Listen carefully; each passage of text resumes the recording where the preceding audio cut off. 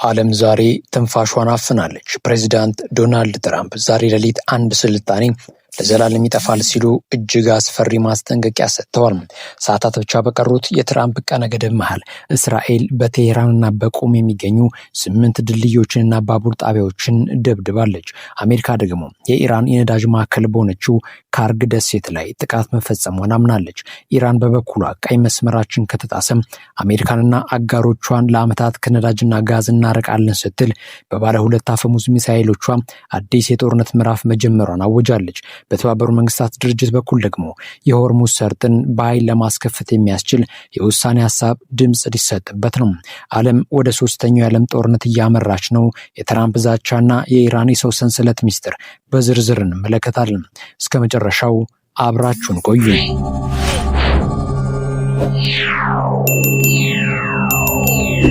የመካከለኛው ምስራቅ ፍጥጫ ዛሬ ሌሊት ወደማይመለስበትና እጅግ አስፈሪ ወደሆነ ምዕራፍ ተሸጋግሯል። ፕሬዚዳንት ዶናልድ ትራምፕ የሰጡት የ48 ሰዓታት ቀነ ገደብ ሊያበቃ ጥቂት ሰዓታት ብቻ ሲቀሩት በትሩዝ ሶሻል ገጻቸው ላይ ያሰፈሩት መልእክት ዓለምን በድንጋጤ ሽባ አድርጓል።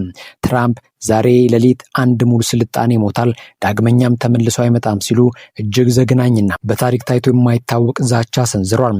ትራምፕ አክለውም ይህ እንዲሆን አልፈልግም፣ ነገር ግን ሳይሆን አይቀርም በማለት በኢራን ላይ የሚፈጸመው ጥቃት ስልጣኔውን የሚያጠፋና ሀገሪቱን ወደ አመድነት የሚቀይር መሆኑን በይፋ ተናግሯል። ይህ የ47 ዓመታት የሙስና የሞትና የውንብድና ታሪክ ዛሬ ሌሊት ያበቃል ሲሉም አውጇል። ይህ የትራምፕ የዘር ማጥፋት ዘመቻ በአሜሪካ የፖለቲካ መንደር ውስጥ ታላቅ ነውጥ አስነስቷል። የዲሞክራቶች የሴኔት መሪ ቹክ ሹመር በትራምፕ ንግግር ክፉኛ በመደናገጥ ይህ ሰው እጅግ የታመመ ሰው ነው ሲሉ ተችተዋቸዋል። ሹመር አክለውም ይህንን የእብደት ጦርነት ለመቃወም ፈቃደኛ ያልሆኑ ሪፐብሊካኖችን በሙሉ ለሚመጣው መዘዝ ተጠያቂዎች ናቸው ሲሉ ወርፈዋል።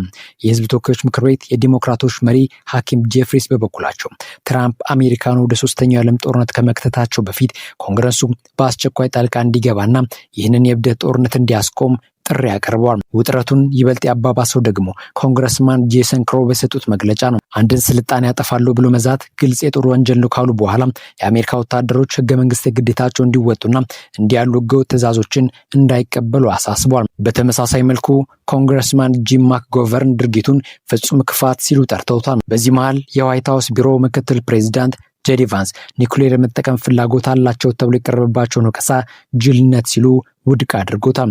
ይሁን እንጂ ቫንስ አሜሪካ እስካሁን ያልተጠቀመችባቸውን አስፈሪ መሳሪያዎች ለመጠቀም አላመነታችም ማለታቸው ዓለምን ዛሬ ላይ ስለሚፈጠረው ነገር በታላቅ ስጋት ውስጥ እንድትወድቅ አድርጓታል። የፖለቲካ ሳይንስ ምሁራን እንደሚሉት የትራምፕ ንግግር ቀን ወደ ቀን እየከረረ መምጣቱ ፕሬዚዳንቱ በጦርነቱ ግባቸውን ባለመምታታቸው ምክንያት ወደ ከፍተኛ ቁጣና ተስፋ መቁረጡ መግባታቸውን ያሳያል። በተያያዘም የጦርነቱ ቀጠና አሁን ከወታደራዊ ግንባሮች ወጥቶ የሀገሪቱን የደም ዝውውር ወደሆኑትና የትራንስፖርትና የኢኮኖሚ መሰረተ ልማቶች ተሸጋግሯል። የእስራኤሉ ጠቅላይ ሚኒስትር ቤንያሚን ኔታንያሁ ዛሬ በሰጡት ድንገተኛ የቴሌቪዥን መግለጫ የእስራኤል አየር ኃይል በኢራን ውስጥ የሚገኙ ቁልፍ የባቡር መስመሮችንና ስልታዊ ድልድዮችን መምታቱን በይፋ አረጋግጧል። ኔታንያሁ ምንም እንኳን መረጃውን የሚያረጋግጥ ማስረጃ ባያቀርቡም እነዚህ ድልድዮችና የባቡር መስመሮች የኢራን አብዮታዊ ዘብ የጦር መሳሪያዎችንና ወታደራዊ ቁሳቁሶችን ለማጓጓዝ የሚጠቀምባቸው መሆናቸውን ገልጿል። የእስራኤል መከላከያ ኃይል በቴሌግራም ገጹ ባወጣው ዝርዝር መረጃ መሰረት በኢራን 8 የተለያዩ ቦታዎች ላይ የሚገኙ ድልድዮች ኢላማ ተደርጓል። ጥቃቱ የተፈጸመው በዋና ከተማዋ ቴሄራን፣ በካራጅ፣ በተብሪዝ፣ በካሻን እና በቅዱሷ ከተማ ቆም ውስጥ በሚገኙ ስልታዊ ድልድዮች ላይ ነው። ኔታንያሁ አክሎም ትናንት ብቻ የአብዮታዊ ዘብ ንብረት የሆኑ በርካታ የጭነት አውሮፕላኖችና በደርዘን የሚቆጠሩ ሄሊኮፕተሮች በእስራኤል የአየር ጥቃት መውደማቸውን ገልጿል። ይህ ጥቃት የኢራን ወታደራዊ እንቅስቃሴ ሽባ ለማድረግ የታለመ ትልቅ እርምጃ መሆኑን ተነግሯል። በተመሳሳይ ሰዓት የአሜሪካው ምክትል ፕሬዚዳንት ጄዲ ቫንስ አሜሪካ በኢራን ዋና የነዳጅ ኤክስፖርት ማዕከል በሆነችው ካርግ ደሴት ላይ ወታደራዊ ጥቃት መፈጸሟን አምኗል። ቫንስ በንግግራቸው በካርግ ደሴት ላይ የሚገኙ አንዳንድ ወታደራዊ ኢላማዎችን መምታት ፈልገን ነበር፣ ያንንም በተሳካ ሁኔታ አከናውነናል ብለዋል። ምንም እንኳን ቫንስ የነዳጅና የኃይል ተቋማትን እስካሁን አልነካንም ቢሉም ይህ በደሴቱ ላይ የተፈጸመው ሁለተኛው ዙር የአሜሪካ ጥቃት ግን የኢራን ኢኮኖሚ ጀርባ አጥንት ለመስበር የታለመ መሆኑን የፖለቲካ ተንታኞች ይገልጻሉ። ይህንን ተከትሎ በኢራን ውስጥ ከፍተኛ ድንጋጤም ተፈጥሯል። የእስራኤል ጦር የኢራን ሲቪል ነዋሪዎች ከባቡር መስመሮች እንዲርቁ ማስጠንቀቂያ ከሰጠ በኋላ በመሻድ ከተማ የሚገኘው ማዕከላዊ ባቡር ጣቢያ ሁሉንም የባቡር አገልግሎቶች ለአፍታ ማቋረጣቸውን አስታውቋል። የከተማዋ ገዢ እንደገለጹት ይህ እርምጃ ለጥንቃቄ ሲባል የተወሰደና እስከ አዲስ ትዕዛዝ ድረስ የሚቆይ ነው ብለዋል። የትራምፕ ቀነ ገደብ እያለቀ ባለበት በዚህ ሰዓት ድልድዮችና የባቡር ጣቢያዎች መመታታቸው ጦርነቱ ወደ ለየለት የስነ ልቦናና የኢኮኖሚ ጦርነት መሸጋገሩን ያሳያል። የአሜሪካና እስራኤል ጥቃት እያየለ በመጣበት በዚህ ሰዓት የኢራን መንግስትና ወታደራዊ አመራሮች ህዝባዊ እልህ የተሞላበትና እጅግ አስፈሪ የሆነ አዲስ የጦርነት ምዕራፍ መጀመራቸውን አውጀዋል። የኢራን ባለስልጣናት የሀገሪቱን ወጣቶችና ደጋፊዎቻቸውን የሰው ሰንሰለት በመፍጠር ቁልፍ የኃይል ማመንጫ ጣቢያዎችንና ድልድዮችን ከጥቃት እንዲከላከሉ ጥሪ አቅርቧል። የኢራን ፕሬዝዳንት ራሳቸውን ጨምሮ 14 ሚሊዮን ሰዎች ለጦርነት በፈቃደኝነት መመዝገባቸውን ገልጸው የትራምፕን ዛቻ በመሬት ላይ በሚደረግ ህዝባዊ ተከላካይነት ለመመከት ዝግጁ መሆናቸውን አስታውቋል።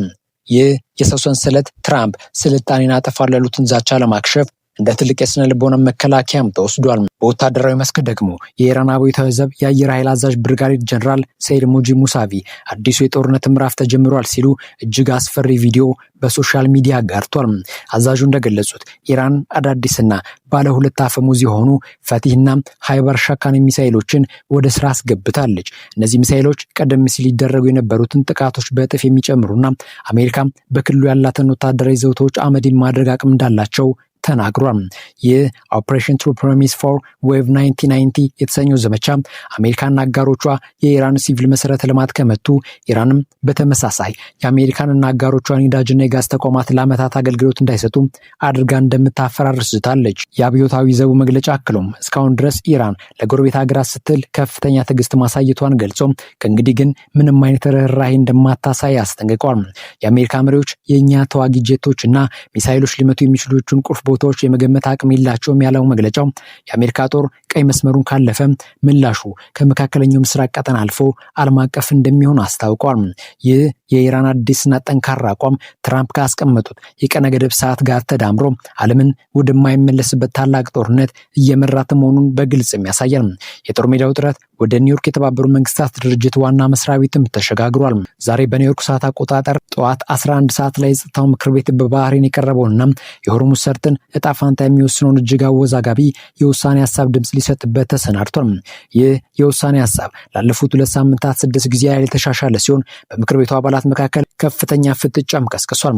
በተለይ ሩሲያና ቻይና የሆርሙዝ ሰርጥን በኃይል ለመክፈት የሚያስችል ማንኛውም አይነት ወታደራዊ እርምጃ የሚፈቅድ ቋንቋ በሰነድ ውስጥ እንዳይካተት በጽኑ ሲቃወሙ ቆይተዋል። ሞስኮና ቤጂንግ እንዲህ ያለው ውሳኔ ለጦርነቱ ህጋዊ ሽፋን መስጠት ነው በሚል ድምጽ የመሻር መብታቸውን ለመጠቀም ሲዝቱ ቆይተዋል። ይሁን እንጂ የዲፕሎማሲ ጥረቱ ውጤት አምጥቶ ሰነዱ በሁሉም ወገኖች ዘንድ ተቀባይነት እንዲኖረው ተደርጎ በድጋሚ ተረቋል።